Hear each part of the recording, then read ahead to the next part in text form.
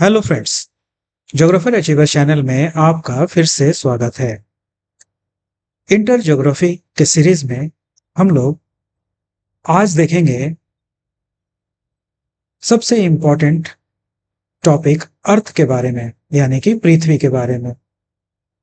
और हम लोग इसमें क्या देखेंगे, इसके ओरिजिन और एवोल्यूशंस को, यानी कि इसके उद्भव और उद्विकास को, कि कैसे पृथ्वी बना, उससे संबंधित हम लोग प्रश्नों को आज सॉल्व करेंगे।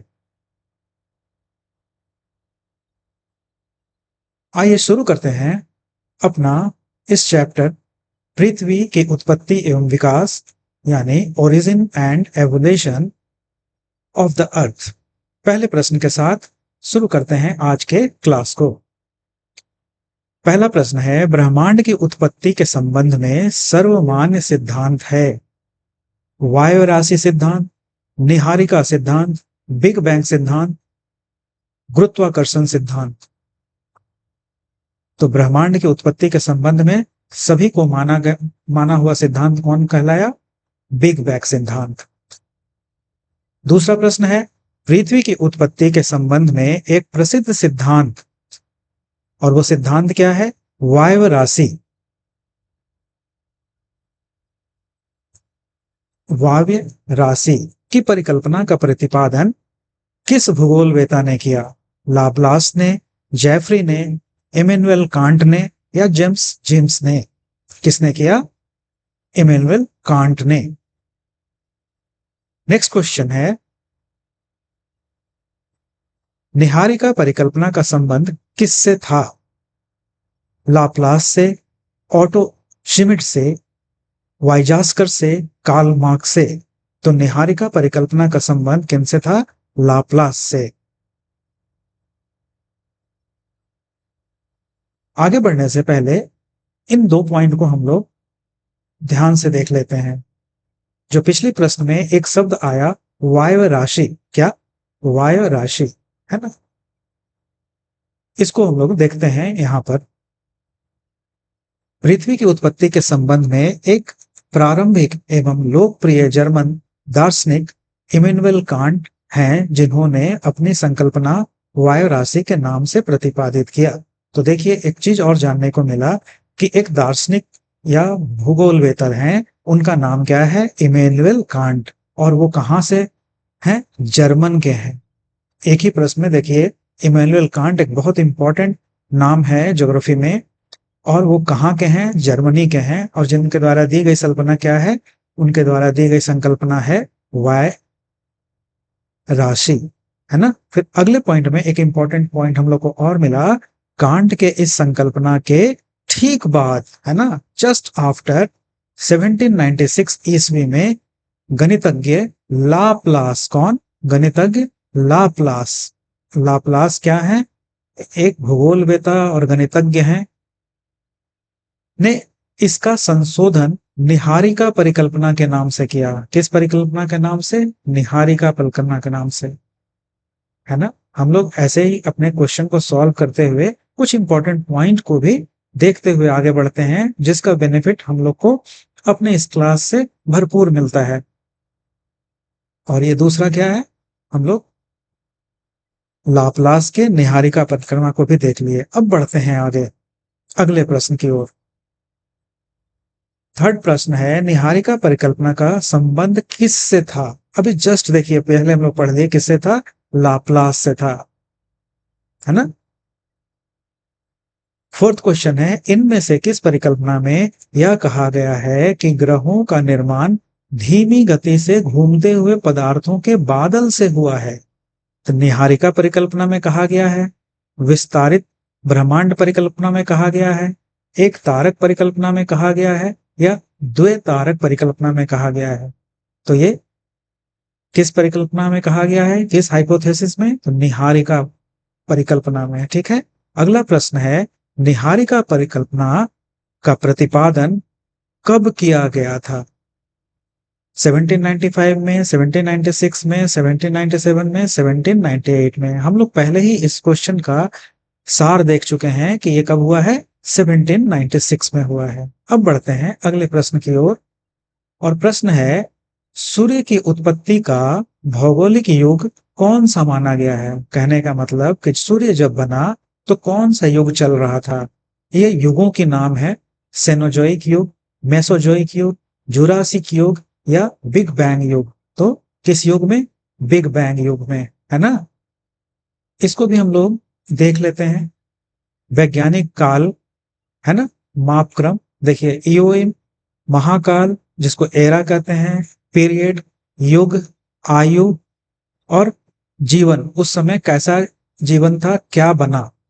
तो तारों की उत्पत्ति हुई ईओन युग में, सुपरनोवा और बिग बैंग। तो बिग बैंग युग में पता चला क्या है, ब्रह्मांड की और सूर्य की उत्पत्ति देखिए।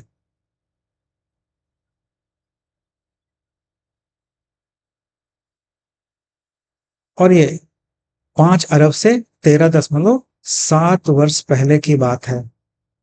क्लियर। आयु कौन सा था? 5 वर्ष पहले तारों की उत्पत्ति यहां से मिल रहा है ना। 12 अरब वर्ष पहले सुपर नोवा की उत्पत्ति और 13.7 अरब वर्ष पहले बिग बैंग माने की उत्पत्ति, ब्रह्मांड की उत्पत्ति। ठीक है।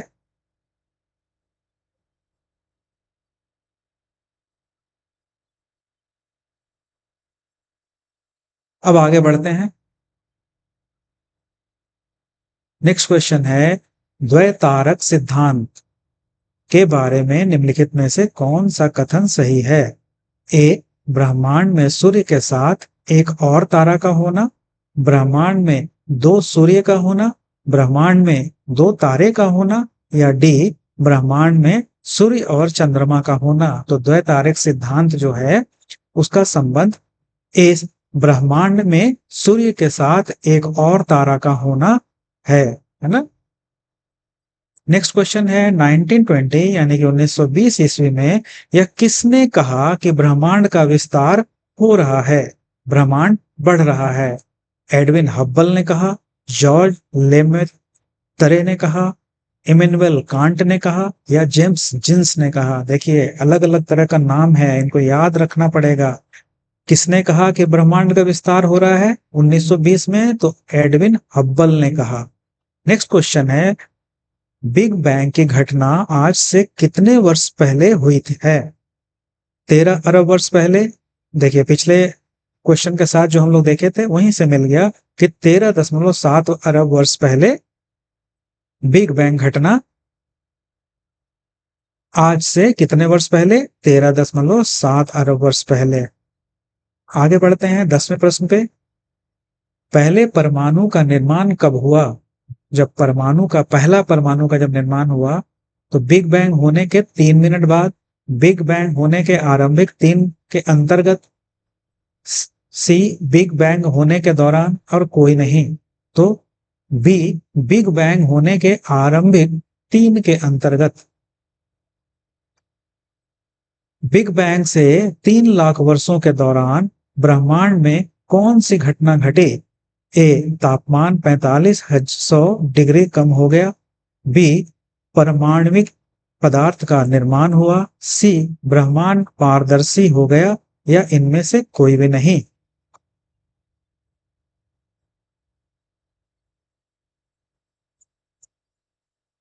इसका आंसर इनमें से कोई भी नहीं, सब गलत बात लिखा हुआ है।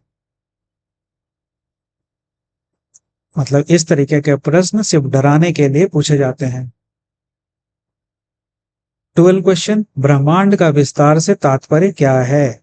आकाश गंगाओं के बीच की दूरी में विस्तार होना, दो तारों के बीच दूरी में विस्तार होना, सूर्य और पृथ्वी के बीच की दूरी में विस्तार होना, बादलों का विस्तार होना। ब्रह्मांड का बादल से तो कोई संबंध नहीं, तो डी तो होगा नहीं, तो बचा 3। तो इन तीनों में पहला जो है आकाश गंगाओं के बीच की दूरी में विस्तार होना, यही है ना। आकाश गंगा का बीच में दूरी का विस्तार हो रहा था, ब्रह्मांड विस्तार के तात्पर्य यही है। नेक्स्ट क्वेश्चन 13, स्थिर अवस्था संकल्पना। देखिए इस तरीके से संकल्पना सबको याद रखना है। स्थिर अवस्था संकल्पना किसने प्रस्तुत किया? होयल ने, लॉयल ने, मोल्टन ने, चैम्बरलिन ने। तो किसने किया? पोवेल ने। ठीक है, उसके बाद 14 क्वेश्चन है, प्रकाश वर्ष क्या है? ब्रह्मांड में दूरी मापने की इकाई, ब्रह्मांड में गैसों की सघनता मापने की इकाई, ब्रह्मांड में आकाशीय पिंडों की परिकल्पना की गति मापने की इकाई, या इनमें से कोई नहीं? तो कौन है? ए, ब्रह्मांड में दूरी मापने की इकाई को प्रकाश वर्ष कहा गया है ना। 15 क्वेश्चन है, तारों का निर्माण लगभग कितने वर्ष पूर्व हुआ है? 5 से 6 अरब वर्ष पहले, 6 से 7 अरब वर्ष पहले, 7 से 8 अरब वर्ष पहले, 8 से 9 अरब वर्ष पहले। अगर पहले इस चैप्टर को ठीक से रिवाइज किए होंगे तो सारा याद आ रहा होगा, और याद नहीं आ रहा होगा तो उस वक्त में यही प्रैक्टिस काम आता है। कितना भी पढ़ लीजिए, प्रैक्टिस बहुत वैल्यूएबल होता है। तो इसका 5 से 6 अरब वर्ष पहले, है ना। क्या तारों का निर्माण कितने वर्ष पहले हुआ? 16 क्वेश्चन है, प्रकाश की गति कितनी होती है? अब देखिए, लाइट का स्पीड पूछ रहा है कि 3 लाख किलोमीटर प्रति सेकंड, 5 लाख किलोमीटर प्रति सेकंड, 7 लाख किलोमीटर प्रति सेकंड, 9 लाख किलोमीटर प्रति सेकंड। तो प्रकाश की गति होती है 3 लाख किलोमीटर प्रति सेकंड। आगे 17 क्वेश्चन पे बढ़ते हैं हम लोग। पृथ्वी व सूर्य की औसत दूरी होती है, पृथ्वी यानी अर्थ और सन की औसत दूरी होती है 14 करोड़ 95 लाख 98 हजार, या बी 15 करोड़ 96 लाख 94 हजार, सी 16 करोड़ 14 लाख 96 हजार, या डी 14 लाख 95 हजार। तो पृथ्वी व सूर्य की औसत दूरी होती है 14 करोड़ 95 लाख 98 हजार। ये सब फैक्ट क्वेश्चन है, इसको रटने के अलावा और कोई उपाय नहीं है। पृथ्वी, नेक्स्ट क्वेश्चन 18वां क्वेश्चन, पृथ्वी और सूर्य की औसत दूरी प्रकाश वर्ष के संदर्भ में प्रकाश वर्ष का कितना है? केवल 8.311, बी केवल 4.111, केवल 8.123, केवल 8.111। तो पृथ्वी और सूर्य की औसत दूरी प्रकाश वर्ष के संदर्भ में क्या है? केवल 8.311। अब देखिए, ये बहुत इंपॉर्टेंट क्वेश्चन है, इसको अपने शॉर्ट नोट्स में लिख लीजिएगा। सौर मंडल का जनक किसे कहा जाता है? निहारिका को, क्षुद्र ग्रह को, तारों के गैसीय पुंज को, ब्रह्मांड के पिघले पदार्थ को। तो किसको कहा जाता है? निहारिका को। नेक्स्ट क्वेश्चन में बढ़ते हैं अब हम लोग। सौर मंडल के 8 ग्रहों में से किन ग्रहों को आंतरिक ग्रह कहा जाता है? देखिए, पता चला ना कि सौर मंडल में कितने ग्रह हैं? 8 ग्रह हैं। पहले 9 ग्रह थे, है ना, जिसमें कि प्लूटो को अब ग्रह के क्षेत्र से या दुनिया से अलग माना गया है, अलग कर दिया गया है ना। किस ग्रह को अलग कर दिया गया है? 8 ग्रह को, 9 ग्रह में प्लूटो को।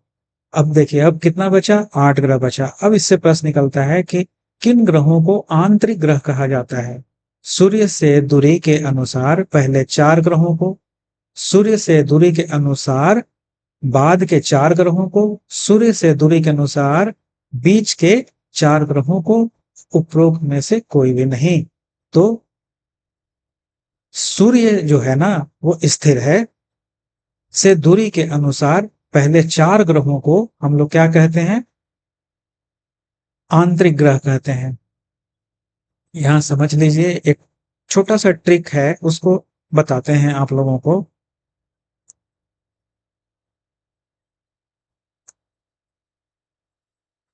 जैसे मान नहीं लिए, ऐसा है कि सूरज स्थिर है ना, और इसका परिक्रमा हम लोग का सब ग्रह कर रहा है। थोड़ा गलत बन रहा है ना। ये सूर्य है, उसको पहले हम लोग सूर्य को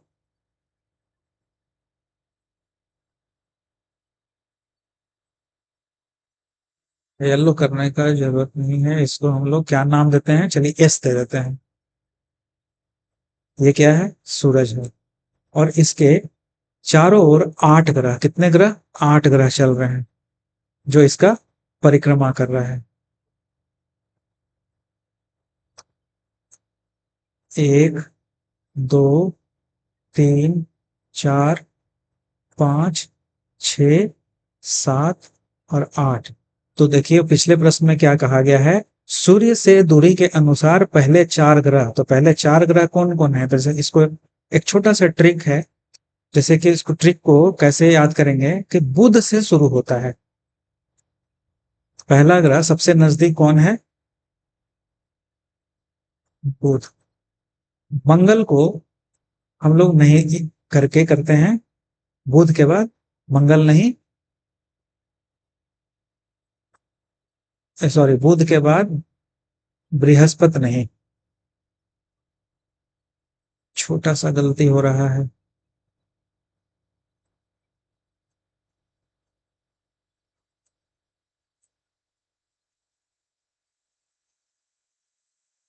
इसके सबसे नजदीक में कौन सा ग्रह है, बुध। क्लियर। उसके बाद बुध के बाद क्या आता है, बिफे। तो बिफे को नहीं करके हम लोग क्या कर देंगे, शुक्र। 7 दिन है ना, उसको याद करते हैं। शुक्र के बाद क्या आता है, शनि। तो रवि, तो रवि से पृथ्वी, रविवार माने पृथ्वी। वी, वी से याद हो गया। उसके बाद पृथ्वी के बाद बुध, बिफे नहीं, सुख नहीं, शनि नहीं, रवि, रवि के बाद फिर सोमवार आता तो यहाँ पे मंगल, मंगल के बाद फिर बुध आता तो बुध तो ऑलरेडी हो गया है तो बृहस्पति। क्लियर। बृहस्पति हो गया, शुक्र तो ऑलरेडी आ गया है तो उसके बाद शनि। देखिए कैसे इसको हम लोग याद कर लिए, 1, 2, 3, 4 जो है, यही इस प्रश्न का उत्तर है, पिछले प्रश्न का, कि सूर्य के अनुसार पहले 4 ग्रहों को हम लोग क्या कहेंगे, इन्हीं 4 ग्रहों को क्या कहेंगे, आंतरिक ग्रह कहेंगे, है ना। और आगे भी देख लेते हैं, जब देख ही रहे हैं तो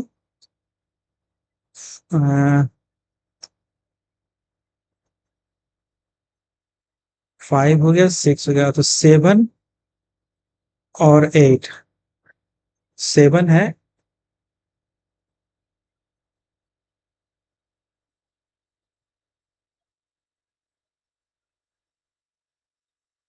यूरेनस और नेपच्यून। 7 और 8, इसको आगे भी एक पूरे क्लियर पिक्चर में आप लोग को दिखाते हैं, रुकिए, ठीक ना। आगे बढ़ते हैं हम लोग नेक्स्ट प्रश्न की ओर। हो गया, सौर मंडल के, नेक्स्ट क्वेश्चन है, सौर मंडल में स्थित प्रथम 4 ग्रह बुध, शुक्र, पृथ्वी और मंगल किन पदार्थों से बने हैं। अभी देखे ना लास्ट में, ठीक, सबसे नजदीक कौन है, यही है 4। सबसे नजदीक सूर्य से बुध, फिर शुक्र, फिर पृथ्वी और फिर मंगल। तो पूछता है इस प्रश्न में कि ये किन पदार्थों से बने हैं, ठीक है। गैसीय पदार्थों से बने हैं, सैलो और शुद्ध पदार्थों धातुओं से बने हैं, पैराक्लास्टिक पदार्थ से बने हैं, गर्म एवं पिघले पदार्थों से बने हैं। तो ये किस पदार्थ से बने हैं, चट्टानों और धातुओं से बने हैं, सैलों और धातुओं से बने हैं। नेक्स्ट क्वेश्चन है 22, जोवियन ग्रह किसे कहते हैं। जोवियन, देखिए बृहस्पति के समान ग्रह को, शुक्र के समान ग्रह को, खगोलीय ठोस पिंडों को, उपरोक्त में से किसी को नहीं। तो किसको कहते हैं जोवियन ग्रह, बृहस्पति के समान ग्रहों को कहते हैं जोवियन ग्रह। नेक्स्ट क्वेश्चन की ओर बढ़ते हैं हम लोग।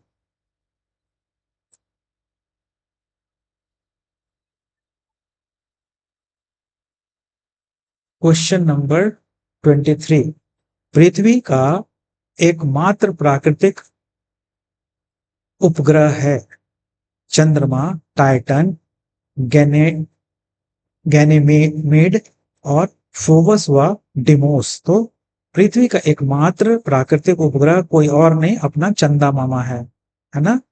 फिर 24 क्वेश्चन पे बढ़ते हैं। द बिग स्प्लैट किससे संबंधित है? क्या?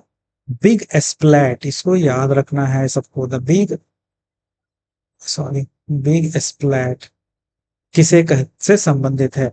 चंद्रमा की उत्पत्ति से, सूर्य की उत्पत्ति से, ग्रहों की उत्पत्ति से, तारों की उत्पत्ति से? तो किससे संबंधित है? चंद्रमा की उत्पत्ति से। अब अगला प्रश्न में देखिए, चंद्रमा की उत्पत्ति लगभग कितने वर्ष पूर्व हुई थी? लगभग 4.44 अरब वर्ष पहले, लगभग 4 अरब वर्ष पहले, लगभग 44 अरब वर्ष पहले, लगभग 44.4 अरब वर्ष पहले। देखिए सब 4 करके छकाने का कोशिश कर रहा है। तो 4.44 अरब वर्ष पहले चंद्रमा की उत्पत्ति हुई थी। अब पूछता है, पृथ्वी पर जीवन का विकास कब शुरू हुआ? 460 करोड़ साल पहले, 400 करोड़ साल पहले, 360 करोड़ साल पहले, या 380 करोड़ साल के पहले? तो डी, 380 करोड़ साल पहले हमारे पृथ्वी पर जीवन शुरू हुआ। अब 27 क्वेश्चन पे, भूपट्टी पर हल्के व भारी घनत्व वाले पदार्थों के अलग होने की प्रक्रिया क्या कहलाती है? विभेदन कहलाती है, पृथक्करण कहलाती है, श्रीनिभवन कहलाती है, या अंतरीकरण कहलाती है? तो इसको याद रखना है, विभेदन कहलाती है। भूपट्टी पर हल्के व भारी घनत्व वाले पदार्थों का अलग होने की प्रोसेस को क्या कहते हैं? विभेदन कहते हैं।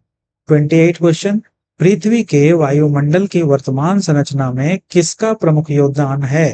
हाइड्रोजन और हीलियम का, नाइट्रोजन और ऑक्सीजन का, ऑर्गन और हाइड्रोजन का, ऑक्सीजन और हीलियम का?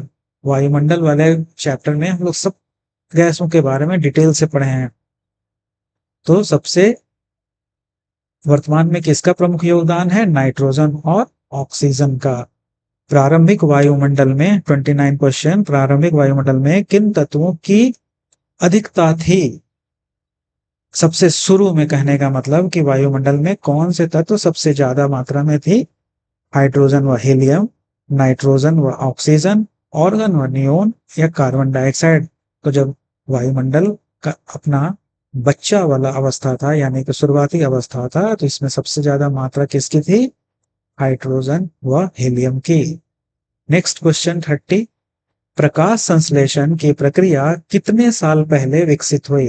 है ना, 250 से 300 करोड़ वर्ष पहले, 200 से 300 करोड़ वर्ष पहले, 400 से 500 करोड़ वर्ष पहले, 450 से 500 करोड़ वर्ष पहले? तो प्रकाश संश्लेषण की प्रक्रिया 250 से 300 करोड़ वर्ष पहले विकसित हुई। 31, पृथ्वी पर जीवन का विकास कितने वर्ष पूर्व आरंभ हुआ? जीवन का, देखिए इसी क्वेश्चन को थोड़ा पॉइंट करके इस बार पूछ दिया गया। तो 380 को ना करके हम लोग क्या करेंगे? 3.8 अरब वर्ष पहले, है ना। 32, निम्नलिखित में से कौन सी संख्या पृथ्वी की आयु को प्रदर्शित करती है? 46 लाख उम्र है इसकी, कि 46 460 करोड़ वर्ष है, या 13.7 अरब वर्ष पर है, या 3.7 खरब वर्ष? तो पृथ्वी जो है वो कौन सी संख्या इसके आयु को बता रही है? तो 460 करोड़ वर्ष इसकी आयु है।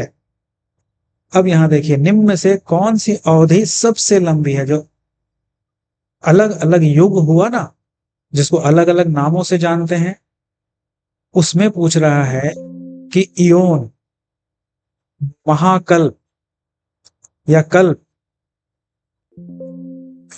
एक सेकंड बताइएगा इसको आंसर आप लोग।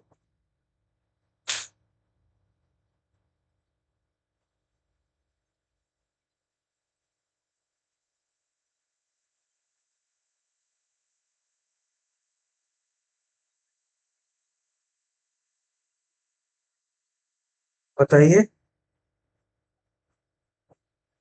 सबसे लंबी है इयोन। ठीक है, अगला प्रश्न, 34। निम्न में से कौन सा तत्व वर्तमान वायुमंडल के निर्माण व संशोधन में सहायक है? तो ये प्रश्न रिपीटेड है, विभेदन, है ना। निम्नलिखित में से 35 भीतरी ग्रह कौन सी है? पृथ्वी व सूर्य के बीच में पाए जाने वाले ग्रह, सूर्य व क्षुद्र ग्रहों के पट्टी के बीच पाए जाने वाले ग्रह, वे ग्रह जो गैसीय हैं, बिना उपग्रह वाले ग्रह। तो बिना उपग्रह वाले जो ग्रह है ना, शुरुआती 4, वही हैं भीतरी ग्रह। 36 पृथ्वी पर जीवन निम्नलिखित में से कितने वर्ष पहले आरंभ हुआ?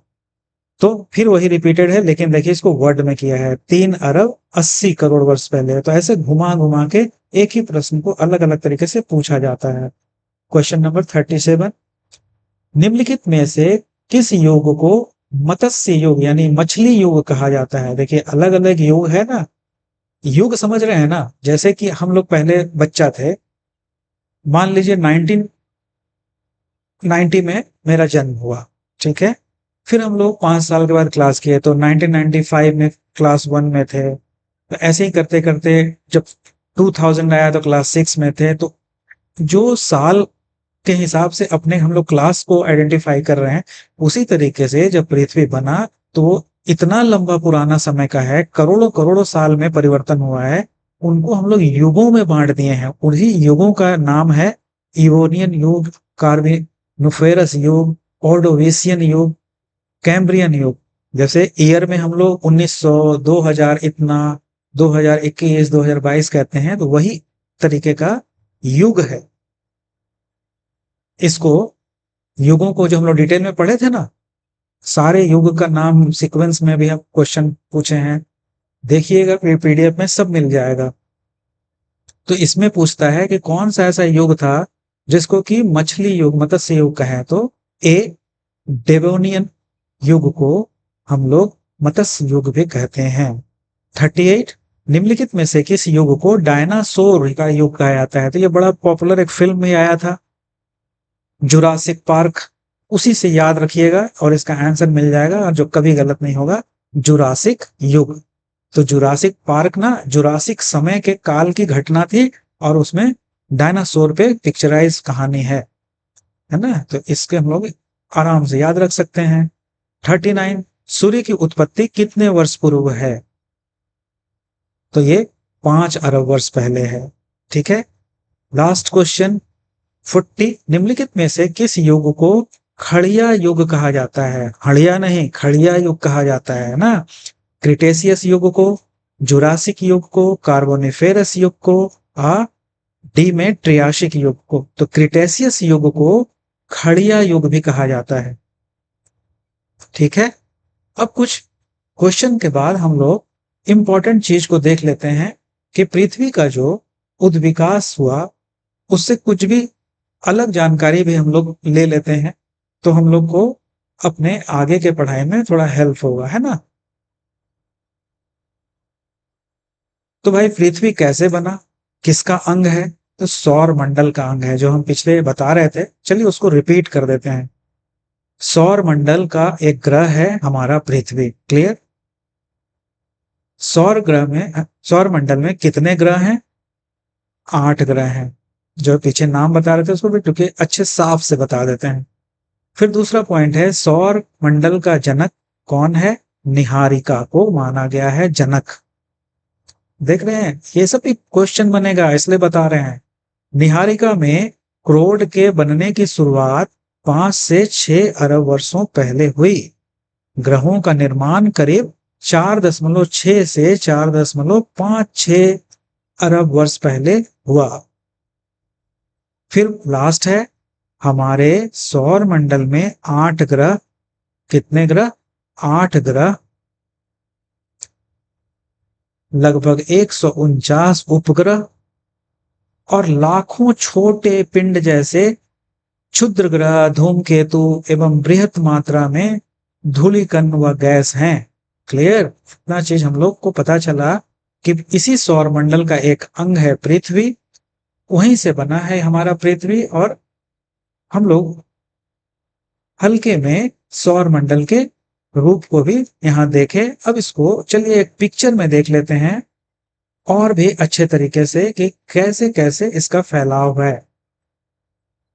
देखिए, ये है, ये सब जो दिखा रहा है ना, ये सब है ग्रह, 8 ग्रह, और ये सूर्य, सबसे सूर्य जो कि स्थिर है, और इसी सूर्य का परिक्रमा हमारा पृथ्वी और पृथ्वी के साथ-साथ जो और 7 ग्रह हैं वो भी कर रहे हैं। और उसका सबसे नजदीक कौन है? देखिए, बुध ग्रह है। बुध के बाद विप्य नहीं आएगा, क्या आएगा? शुक्र आएगा। देखिए, फिर शनि नहीं आएगा, रवि आएगा, तो माने पृथ्वी आएगा। ये सब ट्रिक है याद करने का। ये सब सीक्वेंस भी पूछेगा, बताओ सूरज से सबसे नजदीक कौन ग्रह है? बुध है।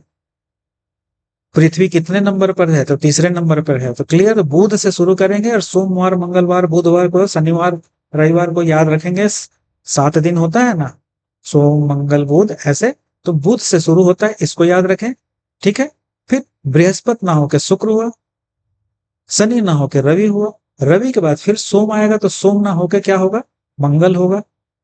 ठीक है। मंगल के बाद बुध तो ऑलरेडी हो गया, तो मैंने अगला बृहस्पति होगा, 5वां। बृहस्पति के बाद शुक्र आता है। शुक्र तो पहले हम लोग देख लिए कि पार कर चुके हैं, तो क्या आना चाहिए? शनि आना चाहिए। यहां तक तो 7 दिन को याद करके हम लोग कर लिए। ठीक है।